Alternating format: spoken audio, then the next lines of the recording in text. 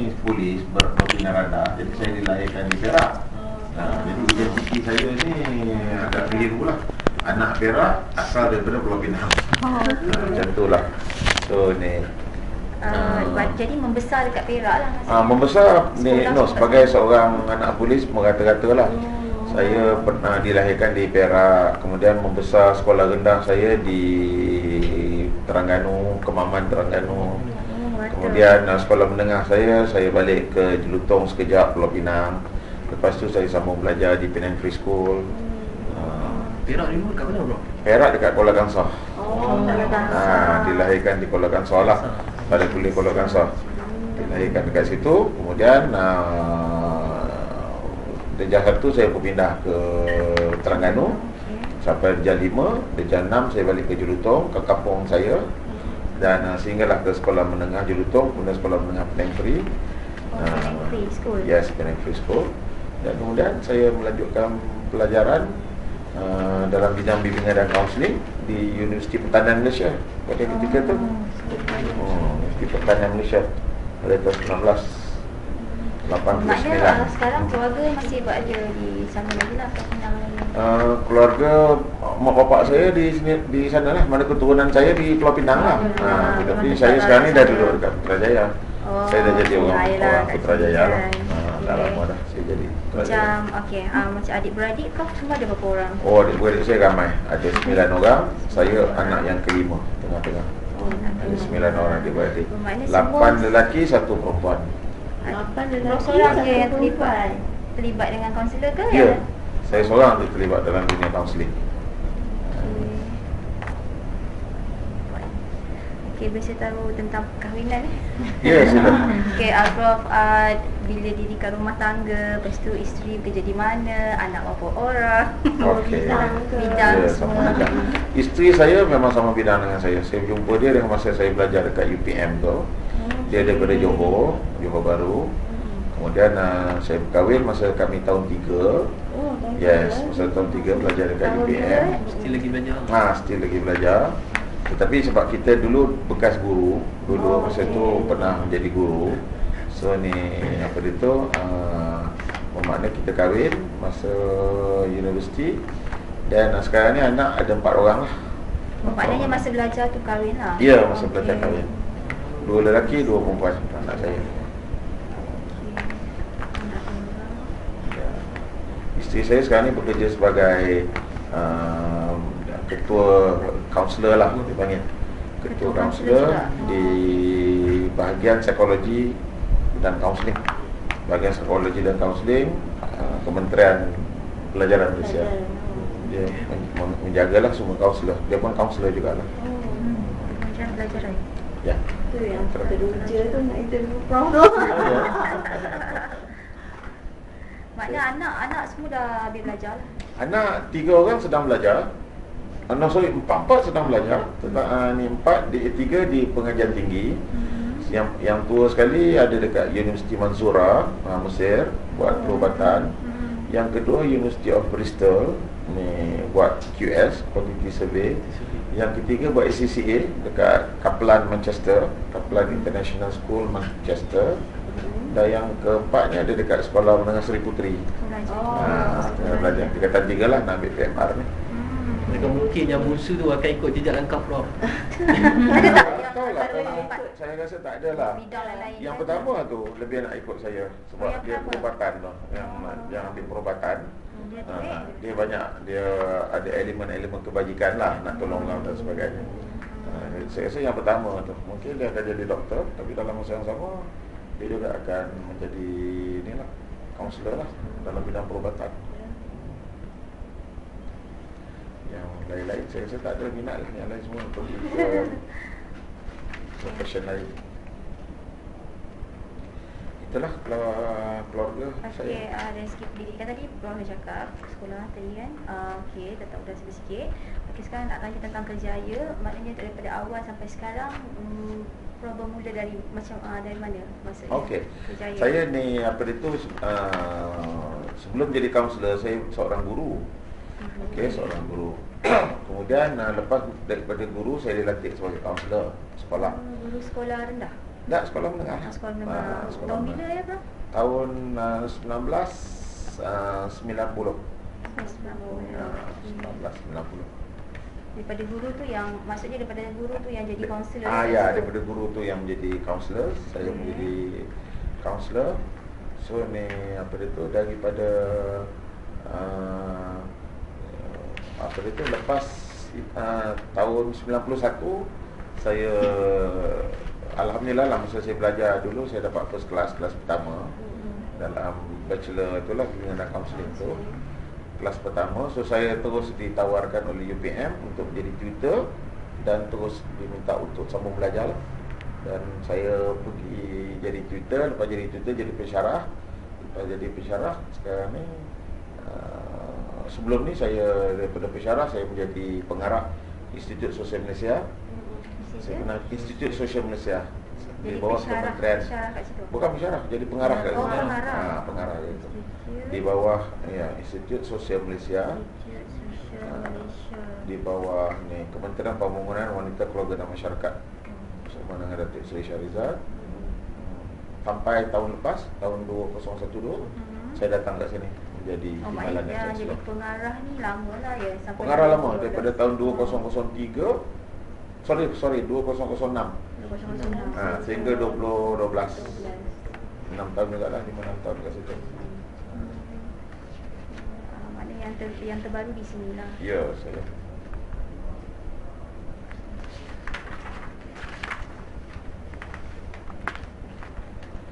Yang latest di sinilah Timbalan Chancellor Awal Pelajar di PNM. Sejarah ni tadi tu kita kira macam sejarah juga Prof dah cerita kan. Ya. Pelibatan Prof. Jadi saya pergi ke nombor 2. Siapa yang mendorong Prof untuk pilih Kerjaya Kaunseling? Yang dorong lah. Mula-mula minat tu. Okey.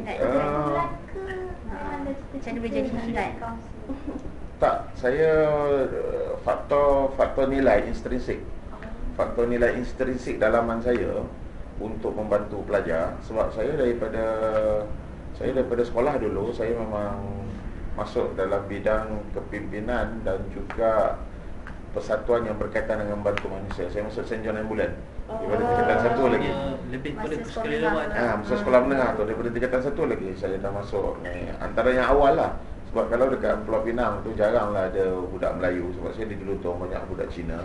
Jarang ada budak Melayu yang nak masuk St. John. Tetapi saya masuk St. John lah, sebab saya berkawan dengan budak Cina dan sebagainya. So dekat situ dah mula ada aktiviti lah untuk nak membantu manusia. Itu satu. Dan apabila saya menjadi cikgu, saya punya naluri untuk nak membantu pelajar tu memang banyak. Memang banyak. Yes. Memang banyak. Sebab ni bukan setakat mengajar is mengajar, tapi membantu pelajar di luar. Di luar. Masa tu saya mengajar kat sekolah Methodist Parit Bunta. Sekolah menengah Methodist Jadi saya Parit. tahu, itu kampung saya lah. Oh, kamu? Saya dulu belajar di sekolah Panglima Bukit Ketang. Oh, sebelah Panglima, saya. sebelah tu lah. Saya duduk kat situ. Ni apa itu memang ni banyaklah saya menolong pelajar, especially pelajar Melayu lah. Dekat Mati dulu banyak pelajar Cina. So saya menolong pelajar Melayu buat study group dia, bagi motivasi dan sebagainya. So alhamdulillah lah, peningkatan ada dan sebagainya. Itu yang membuat bila tengok kan, bila tolong ada kesan, jadi seronok lah. Jadi saya pun mula nak meneroka cara membantu secara sistematik.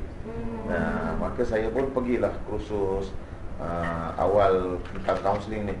Dia panggil KDC, kursus dalam cuti. Kursus dalam cuti yang dijalankan oleh Kementerian Kementerian Pelajaran pada ketika itu. Okey. Kemudian pada ketika itu juga saya menghadiri satu lagi kursus Jaya Diri Guru. Dan kursus itu menemukan saya kali pertama dengan tokoh kaunseling sebenarnya. Nama dia Nordin Gardi. Nordin Gardi ni dia pensyarah kaunseling UPM. Okey. Kemudian dia pernah menjadi Ketua Pengarah Biro Tata Negara dan juga pernah menjadi Naib Chancellor Universiti Utara Malaysia. Chancellor Nordin Gardi ni. Jadi saya jumpa dia pada tahun 1983. Dia yang memberilah gambaran tentang kursus kaunseling secara profesional. Dia tengok saya, tengok orang muda kan, orang muda bakat bercakap, ada macam-macam buat dan sebagainya. Dia kata, you sepatutnya sambung belajar. Pergi apa dia tu belajar kaunseling. Jadi saya jumpa dia tahun 83. 2 tahun lepas tu, sebab dia kata, kenapa you tak masuk universiti?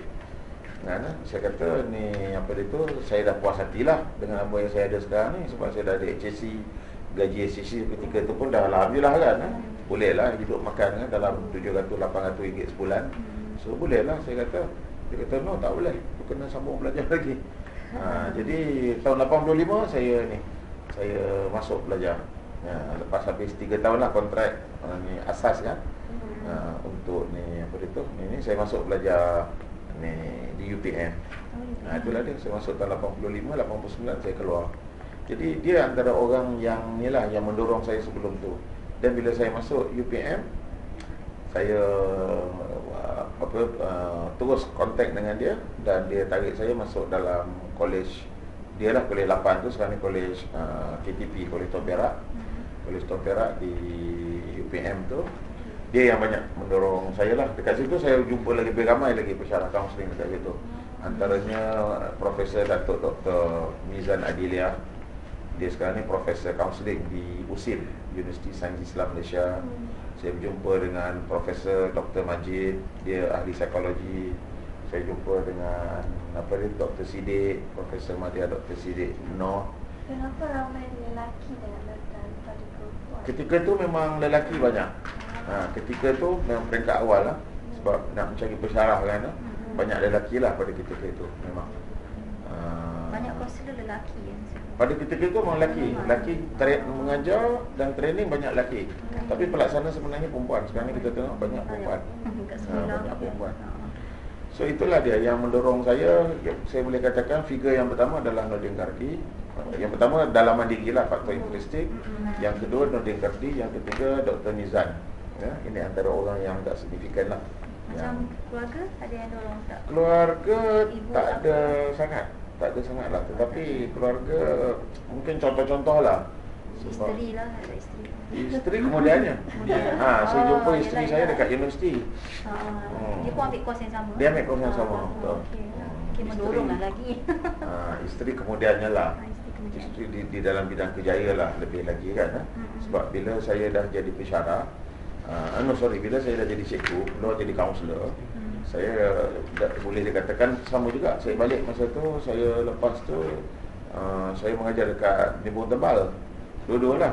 Tapi duduk kat Pari Buntah juga. Memang relax lah, memang seronok lah. Duduk Pari Buntah memang seronok. Isteri pun cikgu juga lah. Isteri cikgu cukup lah. Sebab dia graduate, saya graduate. Dua gaji graduate, duduk kat Pari Buntah. Best in the world lah. Memang cukup makan lah. Hidup pun. Tapi pada ketika itu saya nak orang kata nak mengembangkan lagi saya punya berjaya. Sebab saya kata saya dapat first class. Saya ada banyak, kepimpinan saya tinggi kan. Saya banyaklah saya dapat anugerah dekat UPM dulu. So saya kata saya nak jadi cikgu sampai ketua tak berapa. Saya rasa tak. Saya ada banyak potensi tapi nak duduk dekat sekolah saya tak cukup kan. Saya mesti ni. Masa ketika tu ada saya minta UTM dengan UPM. Dua-dua offer tapi saya ambil pergi jadi pesyarah dekat UPM. Jadi bila saya buat PhD tu sebagai tutor tu, di situlah isteri banyak menolong. Sebab dia kata tak apa, you pergi. Jadi apa-apa sebab saya masa tu dia cikgu ya. Dia cikgu lah. Dia dah tetapkan sebagainya. Saya masa tu dah resign sebagai cikgu. Jadi kalau saya berjaya, saya akan berjaya lah dengan kerjaya. Kalau saya gagal, habislah. Saya balik, saya jadi tukang kebun ke apa dan sebagainya.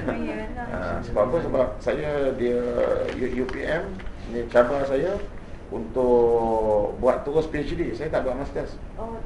Terus sebab dia dapat bachelor, yes. Right. Saya orang yang pertama lah. Saya graduan UPM counselling yang pertama. Bukan counselling, fakulti pendidikan yang pertama yang buat terus ke PhD lah. PhD. Yes, masa ketika saya belajar dulu, saya graduan yang pertama lah. Yang terus, yes, daripada UPM. Yang sekarang ni dah ada dah lah 2-3 orang yang lain. Sebelum dilantik jadi kaunselor tu, Prof jadi cikgu subjek? Saya jadi cikgu matematik. Jauh lah di bidang. Memang jauh. Tapi sebenarnya itu yang membuat saya berjaya. Kalau you tengok ni apa dia tu, tahun lepas ada dalam metro, saya tak tahu kat mana, kat rumah ada lah. Metro dia satu page tu kan, dia ambil ialah tokoh kaunseling kan, dia interview saya macam dia lah. Yang wartawan tu interview saya. So dia tulis gitu lah, yang sebenarnya yang menjayakan saya dua ilmu, ilmu bahasa dengan ilmu matematik. Dalam kaunseling saya gunakan dua ilmu ni saja sebenarnya. Kan? Sebab yang lain-lain tu dia akan ni. Kalau kita kuat dalam matematik, kita melihat semuanya secara matematikal, sebenarnya dunia ni memang matematik kan. Nak cari jalan. Yalah, cari jalan sistem kan. Dia sistem tu memang satu kaedah matematik. Kita banyak fikir kan. Yes. Fikir macam nak cari jalan, keluar Ya. penyelesaian. Betul. Betul. Okey, seterusnya ini kita pergi kepada bidang kaunselor. Ya. Akibat pertama kali kami semua nak tahulah kan, nak jadi kaunselor ni, cara nak daftar sebagai kaunselor berdaftar tu macam mana, dan apa kelayakan untuk jadi seorang kaunselor berdaftar, dan adakah dia mempunyai tempoh yang lama dan perlu diperbaharui berapa lama macam tu. Okeylah, pada asasnya ni dalam konteks negara kita ni, dia ada undang-undang. Undang-undang namanya Akta Kaunselor lah. Dia kan Akta Kaunselor. Dalam undang-undang Akta Kaunselor tu dia ada 48 perkara ataupun dia punya 49 section lah perkara-perkara dia. So perkara yang 22 mengatakan bahawa tidak ada siapa yang boleh mengamalkan kaunseling kecuali dia berdaftar dengan lembaga. Kena daftar. Yes, 22 tu mengatakan siapa nak jadi kaunselor dia kena daftar. Okey. Perkara 23 pula, siapa-siapa yang buat kaunseling tak daftar dia boleh kena tindakan.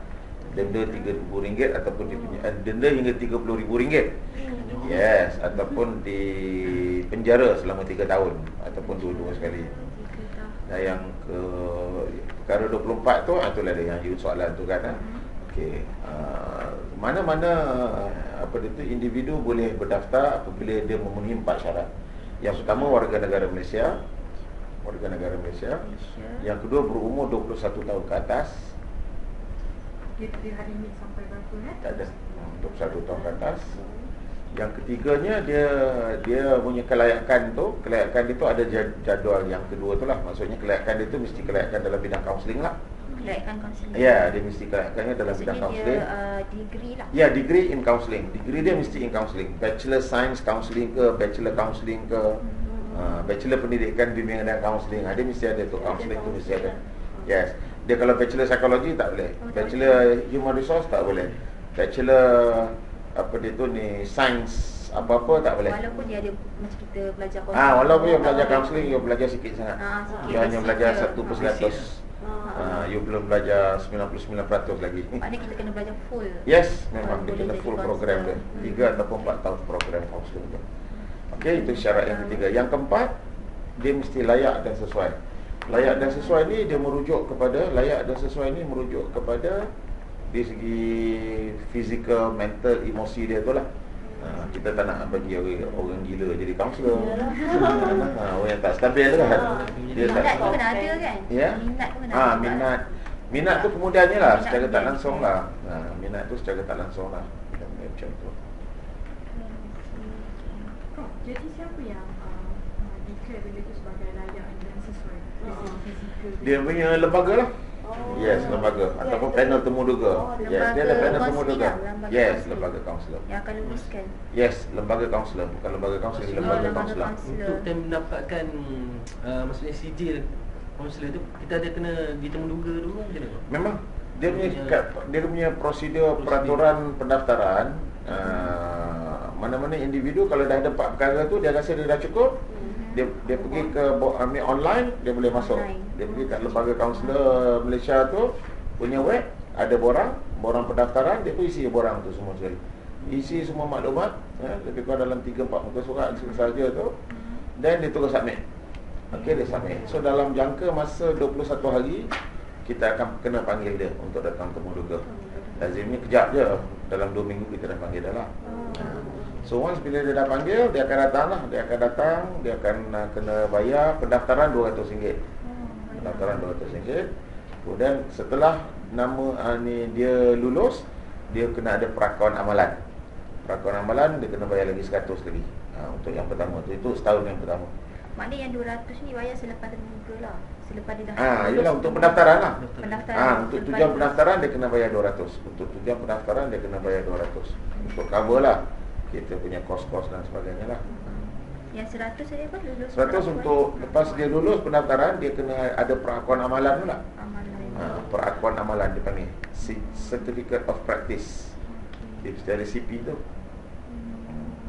Maknanya dia akan boleh jadi kaunselor kat mana-mana yang dia nak. Yes. Pilih lah. Yes, kalau Dia dah dapat dia ni. nak jadi kaunselor dia mesti ada lesen.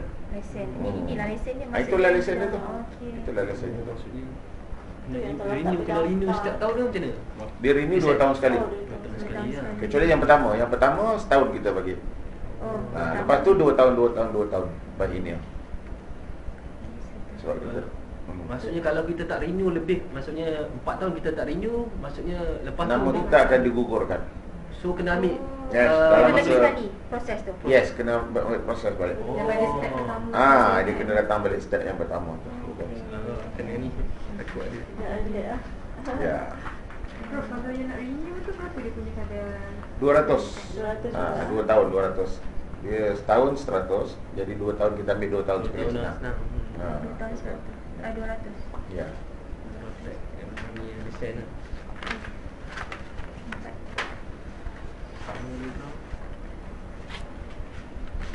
Okey, seterusnya untuk soalan seterusnya Prof, saya ingin bertanya, apakah jenis latihan pendidikan yang sesuai bagi seseorang yang berminat untuk menjadi seorang kaunselor? Latihan Jadi latihan. Berminat nak menjadi. ya. Berminat nak menjadi. Dia bukannya nak apa tu nak jadi kaunselor. Ya, maksudnya dia berminat nak jadi kaunselor, apakah bentuk latihan yang sesuai? Okey, ni kalau berminat bermakna dia belum masuk lagi tau training kaunseling tu. Kan? Katakanlah macam budak sekolah ke siapa-siapa kan, sebelum dia nak masuk, dia minat apa dia kan. Kalau itu soalan dia ialah bagi saya baliklah dia mesti ada engagement dengan manusia. Dia mesti ada latihan-latihan dalam komunikasi. Dia mesti ada latihan dalam melihat psikologi asas manusia. Dan juga lagi satu lagi dia memahami tentang elemen-elemen kemasyarakatan. 4 perkara ni lah. Okay. Yang pertama dia mesti ada elemen dalam engagement, perhubungan dengan manusia. Bermakna dia ada interaksi dengan manusia. Yang kedua dia ada kemahiran komunikasi yang baik. Dia mesti ada latihan dalam tu. Yang ketiga dia ada elemen-elemen melihat cara bagaimana masalah tu diurus di dalam kehidupan manusia. Dan akhir sekali sistem masyarakat. 4 perkara ni kalau dia ada indikator yang baik untuk dia masuk di dalam bidang kaunseling. Sebab bila masuk dalam bidang kaunseling kita ada dia punya at least ada 8 area tu. Ada 8 perkara lah yang kita akan ajar dia. Perkara yang pertama adalah tentang orientasi kemanusiaan. Orientasi kemanusiaan ni asas-asas psikologi lah. Psikologi manusia, psikologi kanak-kanak, psikologi remaja. Okey. Yang kedua, asas-asas berkaitan dengan ilmu-ilmu menolong, kaunseling lah. Teori, teknik. Sukarelawan masuk dalam elemen kemasyarakatan tu lah. Dia yang keempat yang saya kata tadi tu. Ada 4 elemen tu kan, 4 elemen. Okey. So itulah dia. Dalam kaunseling tu yang 8 tu itulah dia. Ada orientasi kaunseling, orientasi manusia, kemahiran menolong, kemahiran komunikasi, kita ajar dia etika kaunseling, kaunseling kerjaya, kaunseling keluarga, dan juga research dan penyelidikan dalam bidang bimbingan dan kaunseling dia ada. Kaunseling macam kemahiran menyelesaikan masalah lah. Kemahiran menyelesaikan masalah tu lebih kurang macam tu lah. Ada jugalah. Jadi secara tak langsung itu akan menimbulkan minat kita lah untuk nak buat kaunseling. Tapi bila kita masuk dalam kaunseling, kita akan ajar macam mana cara nak selesai masalah. Cara nak kaunselor. Ya, cara nak kaunseling orang. Yes, kita ajar. Dia punya jangka masa nak ajar, nak tu lah, nak Ya, 4 tahun lah. 4 tahun. 4 tahun tu lah yang ambil degree. 4 tahun tu lah. lah degree tu. Kita akan masuk semua sekali dalam Maknanya tu. kita masa belajar tu, maknanya kita ambil pelanggan Klien tu. klien yang betul memang lah. ada tu. Dia ada, lazimnya dia ada dalam proses pembelajaran tu dia mesti ada apa dia kita panggil kuliah kan. Kuliah mesti ada yang kuliah ni teori lah, teori dalam kelas. Yang kedua kita ada kemahiran. Kemahiran ni assignment lah. ada, yes. Kemahiran ni ada makmal, kan? Makmal kita buat sesi kaunseling. Yang ketiga kita ada tugasan, kita pergi buat tugasan dekat luar dalam masyarakat, kan? Dan akhir sekali adalah persembahan lah. Persembahan ni kita kena tunjuklah kita punya kaunseling proses dan sebagainya. Memang dalam lah, memang dalam dan sangat. Sebenarnya susah kalau nak buat. Bukan dia senang nak tolong orang. Nak ubah orang, Yes, ubah macam bantu right. masyarakat. Betul. Senang kan. Seterusnya untuk seterusnya, adakah Prof mempunyai teori tersendiri untuk mengubah seseorang klien atau pelanggan? Maksudnya dalam menyelesaikan masalah. Saya tak ada teori yang tersendiri, tetapi saya lebih menggunakan kepada model lah. Model yang memang dah sedia ada lah dalam bidang kaunseling. Tapi model saya ni memang model yang sesuai mengikut kepada kaedah tempatan. Okey. Model saya lebih kepada proses kaunseling itu sendiri. Okey. Model saya ada model 4 langkah. Model 4 langkah. Yang pertama sekali ni apa dia tu, kalau nak membantu manusia kita mesti memahamkan dia tentang peristiwa yang dia alami. Itu yang pertama, yes. Peristiwa. Apa peristiwa? Peristiwa yang dia sedang alami sekarang. Siapa sajalah. Kan apa yang dia sedang alami. Okey. Dan lepas tu yang kedua adalah melihat kepada apa ni senario ni apa dia tu, pemikiran yang ada. Apa sistem-sistem pemikiran yang ada di dalam klien tersebut. Ya, senario pemikiran apa dia? Pemikiran yang logik ke, tak logik ke, rasional tak rasional ke, bercelaru tak bercelaru, kan? Kita boleh nampak daripada situ. Yang ketiga adalah melihat kepada profil masalah dia. Bukan profil masalah, profil emosi dia, perasaan dia. Profil perasaan dia, apa yang dia hadapi. Dan akhir sekali melihat kepada style-style tingkah laku dia. Apa cara dia memberi respon kepada masalah dia yang dia hadapi tu, kan? Saya menggunakan model saya sendiri ini, dan ini memang didapati sangat mudah, sesuai dan berkesan lah. Dan yang ni yang saya ajar banyak kepada anak murid saya. Prof ada rujuk kat mana-mana teori lain sebelum nak buat? Ya, memang ada. Kebanyakan teori yang saya gunakan adalah teori berasaskan kepada kognitif behavior theory. Yes, cognitive behavior theory, CBT, cognitive behavior therapy. Dan yang kedua ni humanistic. Ya, humanistic. Dan yang ketiga behavioral lah. Yang ketiga behavioral. Banyak tingkah laku banyak. Ya, tingkah laku. Sepanjang terlibat dalam kaunseling ni, apa cabaran dia? Beza nak handle people. Dulu kau dekat sekolah menengah, lepas tu dia lantik jadi kaunselor. Ya. Kaunselor, lepas tu cabaran dia lepas tu ke arah yang lebih besar kan? Ya, okeylah. Bagi saya cabaran ni saya boleh katakan ada 3 peringkat cabaran. Okey, cabaran yang pertama kan Jana? Cabaran yang pertama ialah cabaran peringkat diri saya sendiri. Peringkat nak mengamalkan kaunseling. Saya alhamdulillah lah, saya ni jenis main langgar lah. Daripada awal dulu main langgar kan. Kerana saya main langgar, sebab tu saya berjaya. Bukan tak ikut prosedur, saya buat je, saya tak risau. Sama ada kaunseling saya baik tak baik, betul tak betul, saya sentiasa anggap buat dan buat. Contohnya macam separuh orang dia punya masalah dia, sebab tu saya lebih baik daripada yang lain-lain. Saya tahu, saya tengok pun saya dah tahu. Sekilas ikan di air dah tahu jantan betina. Macam tu lah. Tengok saja orang tu buat kaunseling dan sebenarnya kita tahu kan setakat mana dia punya ni kan. Yes, kita tahu kan setakat mana dia punya kemahiran dan sebagainya kan. Sebab apa saya tahu you ni tak banyak praktis. Kaunseling ni you kena praktis banyak. Macam orang main bola lah. Kan?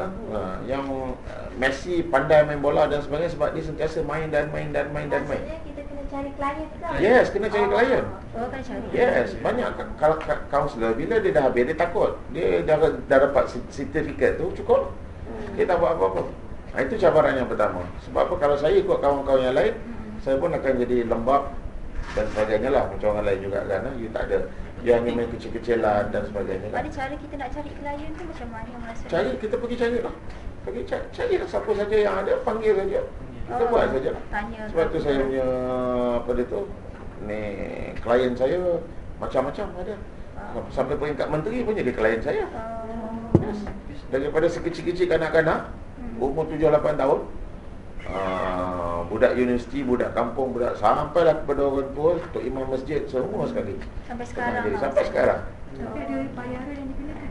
Ada bayaran yang saya charge, ada yang bayar, ada yang tak bayar. So ada yang just bagi orang kata apa itu percuma lah. Sebab kerajaan dah bayar gaji kat saya kan.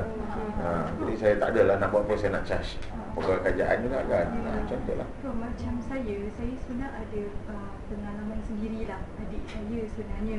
Jadi saya start belajar ni baru saya tahu rupanya perlukan kaunseling bagi dia. Dia perlukan bimbingan dan kaunseling sebab dia sangat bermasalah adik nombor 2 saya. Jadi saya tak tahu macam mana step nak pergi untuk menyelesaikan masalah dia, nak jumpa dengan siapa. Kaunselor dekat ni bahagian apa dia tu ni, Kementerian Pembangunan Wanita, Keluarga dan Masyarakat. Kalau perempuan lelaki boleh jumpa kat semua. Tak ada masalah. Kan ada talian Nur tu. Talian You tak tengok tu talian Nur. Tahu kan talian Nur? 15999 kan? Talian Nur tu 15. Terima kasih Azana. 15999. Ni apa itu talian Nur. You tengok daripada talian Nur tu, you telefon kan, kat situ ada perkhidmatan kaunseling untuk remaja dan sebagainya. Semua sudah dapat.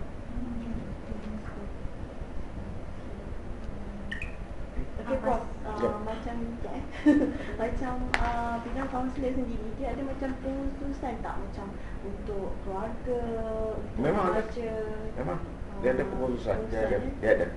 Dia ada banyak kaunseling untuk sekolah, kaunseling untuk organisasi, kaunseling di tempat kerja, kaunseling untuk keluarga, kaunseling untuk HIV, kaunseling untuk dadah, kaunseling macam-macam, kaunseling perkahwinan. Jenis lah maksudnya jenis. Dia punya jenis dan juga pengkhususan dia. Semua. Saya ni dilatih dalam bidang kaunseling organisasi. Daripada dulu lah. Dalam peringkat PhD saya, pengkhususan saya. Tapi sebab saya ada banyak, macam saya katalah, cabaran saya ada banyak klien saya, pelajar dan sebagainya. So saya juga pakar dalam bidang kaunseling remaja. Saya juga pakar dalam bidang kaunseling sekolah, dan saya juga pakar dalam bidang kaunseling kerjaya. So ada banyak sebenarnya area lah. Sebab dah lama kan, sejak daripada tahun, Itulah pengalaman tu yalah, banyak. daripada tahun 85 lagi saya terlibat dalam bidang kaunseling. Dah hampir beberapa tahun lah, dekat 30 tahun kan. Maksudnya kalau masa kita jumpa kaunselor tu, kita kena tengok pelakon amalan dia ke dia Ya. kepada keluarga. Tak, dekat tu tak ada. Dekat pelakon amalan tak ada. Jadi kita nak tahu Macam mana kita nak tahu? dia khusus kepada lebih kepada masalah keluarga. Lazimnya dia akan bagi tahu. Dia akan ya. iklankan diri dia pakar dalam bidang apa. Dia akan tentukan. Yes, dia akan bagi tahu. Yang kita call kan. Ya. Okay, lagi satu, selain modul yang Prof guna sendiri, apa teknik lain yang nak digunakan masa sesi kaunselor dengan klien? Oh, teknik-teknik yang digunakan. Selain modul. Antara teknik yang saya gunakan adalah banyak, kadang-kadang teknik kognitif lah, teknik pemikiran. Saya suka teknik pemikiran sebab kebanyakan klien-klien saya ni orang yang saya jangka boleh berfikir. Banyaklah. Baik, maksudnya klien tu lingkungan daripada umur berapa tu? Lingkungan yang saya kata tadi lah, daripada kecil, tapi kebanyakannya, majoriti kebanyakannya yang remaja lah. Remaja antara umur 18 hingga 24 tahun. Itu yang paling ramai sekali lah. Yang paling kritikal nak hadapi yang golongannya macam mana? Semua golongan Kritikal. Oh ya. Dia tengok masalah lah. Tengok masalah. Dia tengok masalah. Cuma ni apa dia tu, dalam handle klien kita ni, saya rasa apa dia tu, balik kepada soalan you kan, model yang saya kata pemikiran tadi tu kan. Ni sebenarnya pemikiran tu lebih kepada pemikiran analytical. Analytical ni bermakna saya suka menggunakan prinsip-prinsip matematik. Maksudnya masa kita klien datang, Prof bagi dia orang test ke apa? Tak, saya tak ada test. Saya Sesi bila datang temu. sesi je lah. Sesi temu. Datang sesi, bagi dia cerita dulu. Macam saya kata lah, cerita tentang peristiwa apa you sedang hadapi. You ceritalah, cerita sedang hadapi kan. Cerita tu, daripada situ dia ceritalah. Cerita saya rasa sedih betul lah, mak mentua saya ni tak ditahu dan sebagainya kan. Sejak kebelakangan ini saya balik supaya cerita. Itu peristiwa lah. Macam mana Prof boleh tangkap masalah utama dia? Melalui skrip dia tu lah. Skrip penceritaan dia tu kita boleh nampak dah. Ini apa dia? Ini perasaan, letak kotak perasaan. Ini pemikiran. Bila dia kata, saya rasa mak mentua saya ni tak suka saya. Itu pemikiran dia. Mak dia anggap macam mak mentua ni kan. Kadang-kadang saya rasa marah. Sedih pun dia, marah pun dia bila mak mentua tak layan. Ada marah, ada sedih. Kita tahu lah itu semua benda-benda yang ni kan. Bila dia bercakap saja, kita letaklah pemikiran, letak dengan habis tu sejak belakangan ni saya pun malas nak tegur bini saya. Itu tikal aku, malas nak tegur bini. So, Prof menulis juga ke buat rakaman? Sebab dah lama buat kerja ni, semuanya dah ada dalam ni. Cakap. Bila macam awak ni bila menulis kan, dengar klien menulis semua. Peringkat awal saya menulis sebab takut ni kan, tapi dah lama-lama dah tak perlu tulis dah. Kita dah tahu dah ini apa. Jadi kita dah dapat dia punya tema tu. Jadi itu lebih, dia rasa lebih selesa. Macam ni bila you cakap ni, interview you pakai tu tak apalah. Tapi kalau bersembang, setiap kali sembang you nak menulis tak sembang, Betul lah Ustaz. kan, memang tak rasa Kadang selesa ada kan. benda yang Tak apa, budak ni kan, kita cakap penting sangat ke sampai semua nak menulis kan. Macam tu lah. Tapi bagi you memang penting.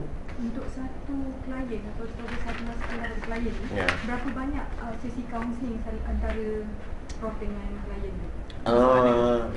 Paling lama saya pernah buat 8 sesi. Paling lama lah, paling banyak. Tapi kebanyakan antara 3, dia over the time.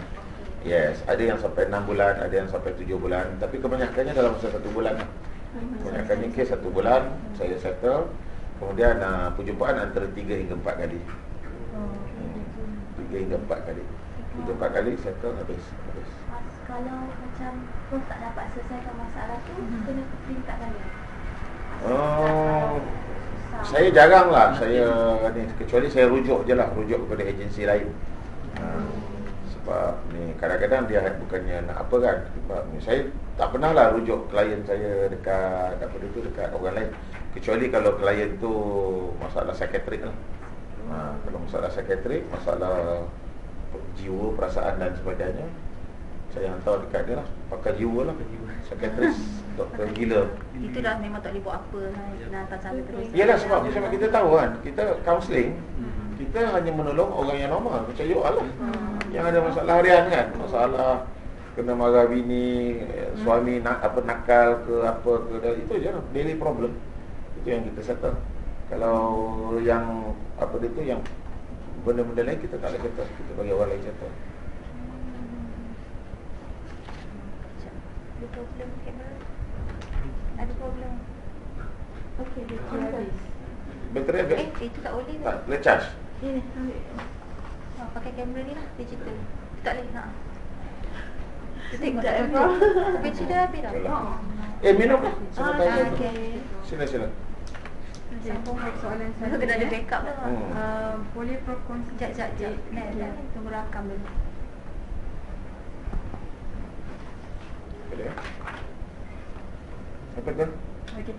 Boleh Prof Oh, ni, ni lah. okey, apa dokumen yang digunakan semasa sesi kaunseling, sama ada sebelum, semasa dan selepas sesi kaunseling? Sebab kalau ikutkan kami, pembelajaran kami diberikan satu ada borang tau Prof. Ya, Dan memang kalau salah betul. 3 jenis borang kita kena bagi klien untuk isi dan kita akan nilaikan dia. Ya. Jadi Prof sama juga macam yang kami Dia macam dia dalam kaunseling ni, dia merupakan satu, kita kena ingat, kaunseling adalah satu proses menolong yang melibatkan antara kaunselor dengan klien.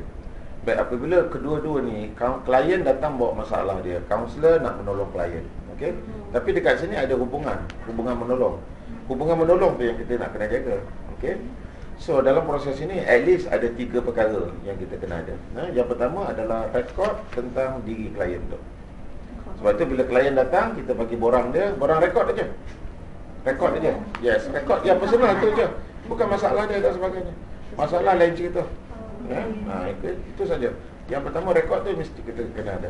Sebab kadang-kadang mahkamah, kalau jadi kes mahkamah, kita ada rekod tentang klien dan sebagainya. Itu satu, ya.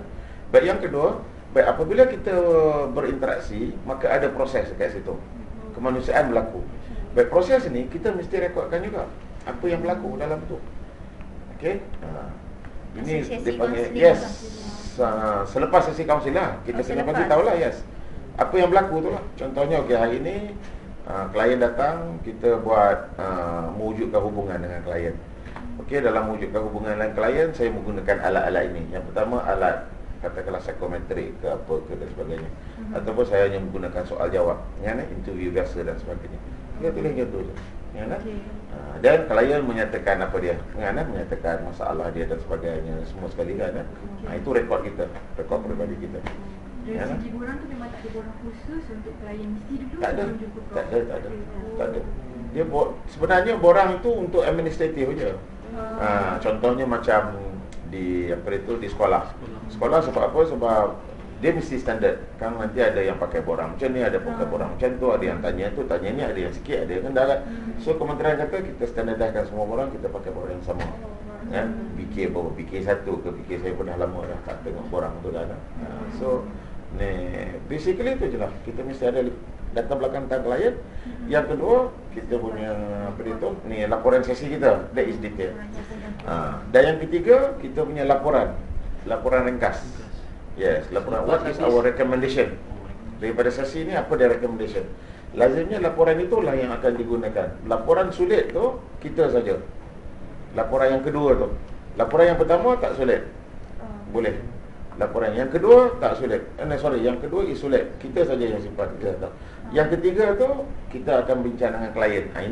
Ini adalah laporan ataupun ringkas saya. Kalau siapa-siapa nak saya akan bagi yang ini.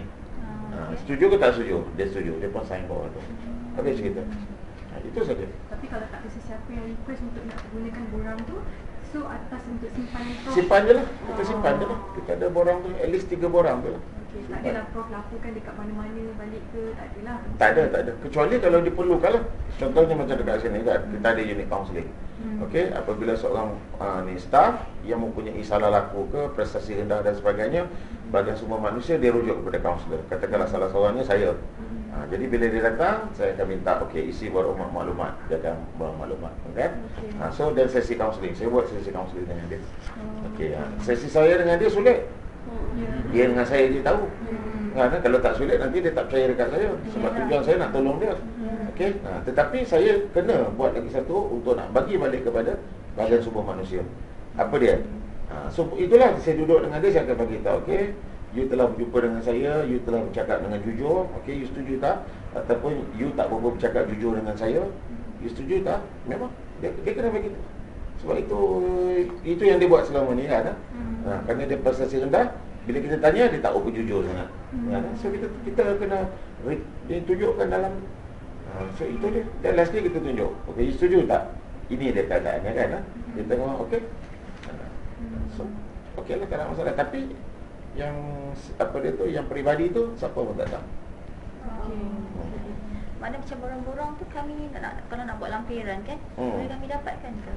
Borang tu Saya kalau tak you nak setuju. dapat, you pergi dekat unit kaunseling. Nanti cuba tanya dekat ni, tanya dekat Syarizan boleh dapat kat dia lah. Contoh-contoh lah. Ya, contoh. Itu borang kaunseling yang digunakan di UPNM lah. Okey. Macam saya tak ada borang apa-apa. Saya hanya rekod saja, rekod peribadi dan juga ni. Macam di bahagian ni ada tak bilik yang khas untuk Sesi kaunseling. Kita UPNM kita tak ada tempat sesi kaunseling, sebab tu kita minta. So, sesi kaunseling hanya dibuat dalam bilik tu lah. Bilik mesyuarat tu je lah. Dan juga di ni lah, di tempat-tempat yang tertentu je lah. Memang Prof ada request lah. Memang request, dah lama dah request. Tu bangunan baru tu kalau dapat, kita nak juga nak pusat kaunseling kat situ. Maksudnya ada sesi klien dengan kaunselor tu dekat tempat tu sahaja ke, ataupun ada tempat lain Yang boleh nak buat kaunseling, nak buat perhatian pada klien tu tak ada? tempat-tempat Tak ada. sesuai. Tak ada, kita tak ada. Kita hanya buat satu bilik tempat kaunseling saja. Sebab kita bukannya universiti latihan. Kita tak melatih kaunselor. Kaunselor di luar memang buat sesi Kalau latihan, kita adalah two-way window, kita ada makmal kan. Bila dia buat, kita boleh tengok dan sebagainya. nak tengok tingkah laku kat sisi dekat Ya, betul. Mesti tengok dekat luar juga. Daripada luar, betul. Memang. So ada tak pemerhatian dekat luar juga tadi? Saya setakat ni apa dia tu ni, saya dah lama tak menjadi pensyarah kaunseling. Kan, saya hanya mengurus pentadbiran universiti dan sebagainya. Jadi saya tak terlibatlah dengan, tapi dulu-dulu memang ada lah. Dulu-dulu masa saya jadi pensyarah kaunseling memang lah. Kita observe, kita jadi penyelia kan, kita turun padang, kita tengok dia buat sesi kaunseling. Memang ada lah. Dekat luar tu memang ada. Okey Prof, apakah isu-isu semasa yang Prof lihat pada masa kini yang melibatkan kaunselor dan apakah yang mereka hadapi? Okey, yang pertama di kalangan kaunselor. Di kalangan kaunselor sekarang ni isu-isu yang paling penting sekali, mereka mengamalkan kaunseling tanpa mendaftarkan diri mereka. Sekarang ni lebih kurang dalam baru 3,000 lebih saja daftar. Kita ada dekat luar sana boleh dikatakan dekat 6-7 ribu lagi yang belum daftar. Kenapa diorang tak nak daftar? Dia orang tak daftar sebab pertama sekali saya nampak dia orang tak sedar tentang kewujudan undang-undang ataupun keperluan. Yang pertama, keperluan untuk daftar. Yang kedua, mungkin kerana sistem untuk pendaftaran dia orang tak tahu, dah jadi mudah dan sebagainya. Kalau dulu memang susah.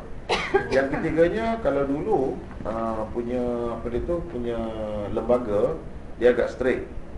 Dia terlalu strict lah bagi saya, sangat strict lah, sehingga kalau interview tu sampai 1 jam lebih. Berapa orang panel? Panel ada 3 orang. Jadi dia macam-macam lah, dia tanya teori, tanya itu, tanya ini. Sedangkan nak berdaftar ada 4 perkara tu je yang saya kata tadi. Warga negara Malaysia, umur 21, layak dan sesuai, dan juga kalau dia dah pergi universiti yang belajar dan sebagainya, cukup lah daftar. Tapi selama saya menjadi presiden, sekarang ni saya presiden lembaga kaunselor, saya dah mengubah cara tu. Jadi saya telah pun memudahkan lagi. Kalau dulu kita tunggu, kita hanya buka satu outlet untuk temuduga dekat Putrajaya. Saya ambil kepada cara Perdana Menteri kata, memudahkan rakyat didahulukan dan memudahkan kaedah kepada rakyat. Jadi kita pergi kepada dia. Jadi sekarang ni kita cakap je dekat negeri-negeri, you cukup 30 orang, at least kita akan turun interview dekat sana. So kaedah tu nampaknya sangat berkesan. Tapi malangnya tu lah, kalau dia ada kesedaran tinggi, macam Mila tanya tu kan, cabaran tu lah. Sebab dia tak ada kesedaran yang tinggi, dia lambat kan. Kalau dia kesedaran tinggi, hari-hari ni terpaksa interview. Ya lah, sebab kita ada dekat luar sana lebih kurang dekat 6,000 orang yang belum daftar. You bayangkanlah kalau satu hari 30 orang kita boleh daftar. Berapa hari kita perlu? Ya lah, 6,000 bagi dengan 30, berapa ratus hari yang kita perlu kan? 4 tahun pun tak habis lagi interview kan. So benda-benda macam tu lah. Tapi tak apalah, kita itu satu. Yang keduanya, kita telah pun bukan memudahkan, sebab kita terpaksa balik pergi kepada undang-undang. Undang-undang mengatakan bahawa ni 4 syarat ini dah cukup untuk daftar. So kita daftar lah. Cuma itulah, kita pihak lembaga kita dah memudahkan kepada kaunselor-kaunselor untuk mendaftar. Itu cabaran yang pertama. Baik, cabaran yang kedua adalah ancaman daripada orang luar yang mengaku kaunselor. Yes. Banyak orang suka sebab ni separuh tu faham, tapi dia buat tak faham. Sebab apa? Sebab dengan menjual kaunseling, dengan menjual kaunselor, dia akan, orang akan lebih nampak wow. Okay. So macam doktor lah kan, dia tak ada doktor dia mengaku dia ada PhD dan sebagainya, kerana banyak orang yang macam tu. Kadang-kadang sanggup beli kan, just nak dapat PhD dan sebagainya. Macam tu lah.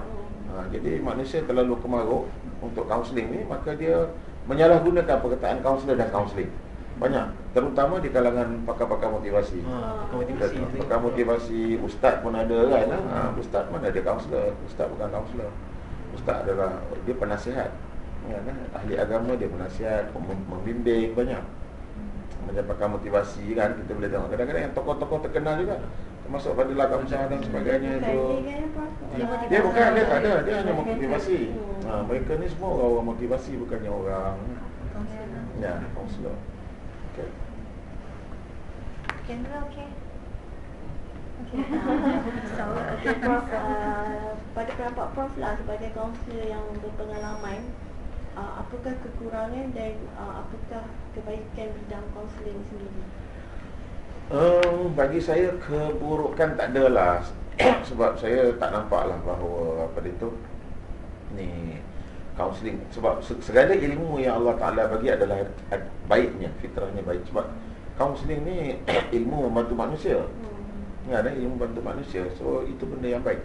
Cuma masalah dia ada orang menyalahgunakan ilmu tersebut untuk memanipulasikan manusia, memanipulasikan manusia cuba nak menggunakan untuk nak memperalatkan manusia, kan, untuk nak psycho manusia, menjual beli manusia. Itu yang saya nampaklah keburukan yang ada lah. Bukan ilmu tu, tetapi manusia yang ada, ya, yang mempunyai ilmu tersebut. Dia menggunakan ilmu kaunseling untuk nak memperdaya manusia. Kata beli PhD semua. Yalah. Itulah dia. Orang yang macam tu lah. Ya, ada orang yang menggunakan ilmu kaunseling, kan, kemahiran kaunseling dan sebagainya untuk memperdaya klien, untuk menipu klien dan sebagainya. Itulah antara keburukan. Ini sebab dia nakkan duit tu lah ya. Yes. Nakkan hutang. Semuanya berpaksikan kepada kewangan. Ilmu kaunseling ni dia tak membuat keputusan untuk kepada klien, tapi Ya. dia hanya memberi cadangan. Betul. Kita tidak menyelesaikan masalah. Counseling is not helping, is not solving the problem. Counseling bukan menyelesaikan masalah sebenarnya. Counseling membantu klien untuk membina diri dia. Bila dia terbina, baru dia selesai masalah. Dari counseling. Okay, Prof. Tadi rasa Prof dah ceritakan kan, macam kalau kita nak jadi kaunselor yang terbaik, latihan yang diperlukan macam latihan komunikasi semua tu kan. Yes, Saya right. rasa soalan ni kita akan next kan. Okay, Prof, yang soalan terakhir untuk kaunseling ni, apakah nasihat Prof kepada orang di luar sana yang berminat dalam bidang kaunseling ni, dan bagaimana mereka untuk memulakan sebagai kaunselor pelatih? Okey. Saya melihat profession kaunseling ni profession yang sangat diperlukan dalam sistem masyarakat. Lebih-lebih lagi dalam konteks negara kita kan. Negara kita pertama negara yang masih muda. Ekonomi bagus, semua baguslah. Semua bagus. Dan sekarang ni peringkat kita peringkat untuk menjadi negara yang lebih baik. Jadi bila nak jadi negara yang lebih baik, sumber manusia dia tu kita perlu bantu. Di sini kaunseling sangat-sangat diperlukan untuk nak memperkasakan lagi sumber manusia tu. Ya, itu satu. Kemudian lagi satu lagi untuk untuk membuka mata orang lain. Kerjaya dalam bidang kaunseling adalah kerjaya yang sangat bagus sebenarnya. You boleh cari makan dengan kaunseling. At least kalau takkan nak dapat basic tu, katakanlah kalau you katakanlah kalau macam ni kita panggil ibu muda. Seorang ibu muda, kalau you nak memilih flexi job, tugas sebagai seorang kaunselor adalah salah satu daripada alternatif yang sangat baik. Sebab you boleh jaga anak you, hantar anak you pergi sekolah dan sebagainya, kan? Jadi in between, katakanlah you pergi hantar anak you pukul 9, you dah settle dah. Okay? You ada masa antara pukul 9 hingga pukul 12 nanti nak pergi ambil anak, nak urus masak dan sebagainya, kan? Dan you rehat nanti dalam pukul 3 hingga pukul 5, kan? Mana-mana pagi itu you ada pukul 9 hingga pukul 12, 3 jam. Petang 2 jam. Okay? You tak payah kerja tiap-tiap hari. You boleh kerja katakanlah seminggu 3 kali ke ataupun 4 kali. 3 kali lah. You ambil Isnin, Rabu, Jumaat, 3 hari tu kan. Okay? Yang kerja 5 jam 5 kali 3, 15 jam. 15 jam sesi kaunseling. Kalau tak ada satu sesi kaunseling tu, you charge 100, you dapat 1 minggu 1,500. Itu untuk sendiri punya lah. Yes, untuk sendiri punya. Dia boleh buka klinik kaunseling, kan? Saya kalau nak buka tu bila-bila masa saya boleh buka. Tapi tak ada masalah. Saya tak boleh lah. Sebab kerajaan bagi gaji dekat saya untuk jaga UPNM. Saya kena jaga UPNM. Saya tak boleh nak buka klinik. Kalau nak buka boleh, tak ada masalah. Tapi saya buat 2 kerja lah, tak elok lah. Kan? So itu saya punya perniagaan, tak boleh. Tapi katakanlah kalau saya pencen, saya boleh buka. Buka ni bekerja, kan? Orang memang ada, garanti ada punya. Yalah. Yes, banyak sekarang ni masuk orang nak bantuan, kan? Agensi kerajaan semua banyak. Yes, betul. Macam kami Telekom pun ambil vendor luar. Telekom kan? Telekom tak ada. Yes, Dia Telekom. tak buat sendiri dah. Yes, Semua ambil daripada luar. daripada luar, kan? Macam kat private. Jadi kalau orang luar datang sini nak jadi kaunselor tu, iktiraf macam mana? Macam tu lah yang saya kata tadi tu. Sebab dia warga negara Malaysia. Ha. Kalau orang luar datang, Orang luar adalah dia bawa perkara 24 24 1 24 2 24 3. akhirnya kita di Malaysia, kita dari kawasan saya nak keluar, saya kena ambil satu. Ya kena adalah kalau you nak mengamalkan dekat United Kingdom, you kena minta daripada United Kingdom punya undang-undang. Undang-undang sana lah. Undang-undang sana lah yang akan minta. Okay. Kalau orang luar dia masuk ke sini, dia ada pendaftaran untuk warga asing ada. Dia ada.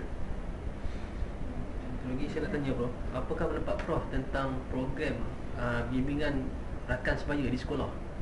Adakah Ya, ada sekolah. ya, PRS. Nah, PRS di sekolah satu sebenarnya manusia mesti sentiasa kena bantu, manusia sentiasa kena bimbing, manusia kena sentiasa dipandu. Itu basicnya. Yang pertama. Yang kedua, siapa yang paling banyak kena bantu? Yang pertama is kanak-kanak, yang kedua remaja, yang ketiga orang dewasa. Baik, sekarang ni tengok PRS kan, pembimbing rakan sebaya kan, di sekolah kan. Siapa dia? Remaja kan. Apa makna remaja perlu dibantu? Baik di sekolah, siapa yang membantu mereka? Yes, cikgu-cikgu kan. Kadang-kadang cikgu boring kan. Cikgu boring, cikgu dah tua. Aku tak nak orang tua kan. Aku tengok cikgu dengan mak aku sama aja, nak buat apa kan. Tapi kalau kawan dia membantu, lain kan. Sebab tu bagi saya apa dia tu PRS ni, program ni pembimbing rakan sebaya, program pembimbing rakan sebaya memang satu program yang sangat penting dan sangat bagus. Memang perlu diadakan di sekolah. Itu sangat bagus. Cuma pendekatan-pendekatan dia tu mesti pendekatan yang terkini lah. Jangan pakai yang lama-lama boring kan. Macam sekarang ni social media dan sebagainya. Mana kena latih lah budak-budak. Memang kena latih. Dia bukan main tak boleh. janji rakan, tak boleh kan. Dia kena latih dengan ilmu asas counselling lah. Ilmu asas, contoh psikologi manusia, asas. Yang mana dia boleh faham lah. Yang mana dia boleh faham. Maksudnya budak-budak sekolah tu lebih ada asas dalam kepimpinan lah. Ya, betul. Asas kepimpinan. Rasanya Sila makan tu. Rasanya dah habis. Habis Untuk counselling. Ya. Baik. leadership sikit je Prof. Sikit je. Tak boleh. kita minum dulu. Makanlah tu. Kau dah minum dah? Tak, saya nak gigit ni je. Saya syok tengok biskut ni. Saya pantang tengok krim crackers. Cameraman. Kameraman. Minum tu. Kawan anak kau semua tak ada.